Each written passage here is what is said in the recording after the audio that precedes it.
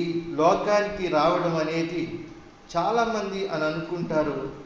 ఆయన నిన్న మొన్న ఎప్పుడో వచ్చినటువంటి దేవుడు, కొద్ది సంవత్సరాల క్రితమే, అంటే కొన్ని వందల సంవత్సరాల క్రితమే వచ్చిన దేవుడు అని అనుకుంటారు. అది ఎంతవరకు కానీ కాదండి. ఆయన తరాలు, యుగాలు, జగాల కంటే ముందున్న దేవుడు. తరాలు మారినా యేసయ్య మార్పు లేనివాడు, యుగాలు మారినా మార్పు లేని దేవుడు. ఆయన ఆదాము కంటే ముందుగా ఉన్న దేవుడు, అబ్రహాము కంటే ముందుగా ఉన్న దేవుడు. కనుక యేసుక్రీస్తు ప్రభువు వారు యేసు నామధేయుడిగా తండ్రి యొక్క చిత్తాన్ని నెరవేర్చడం కోసం ఈ లోకానికి వచ్చాడు. ఆయన ప్రవచన పురుషుడు, ఆయన శక పురుషుడు, యుగ పురుషుడు.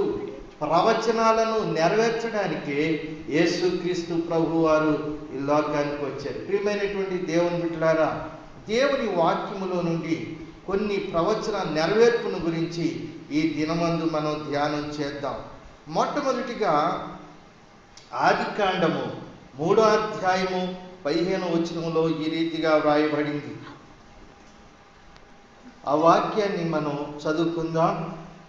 ఆదికాండము ప్రియులారా, ఆదికాండ గ్రంథంలో ఉన్నటువంటి వాక్యము మనం చదువుకుందాం.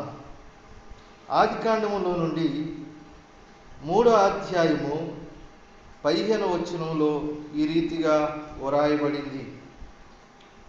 ఆయన స్త్రీ యందు జన్మించెను అని వ్రాయబడింది.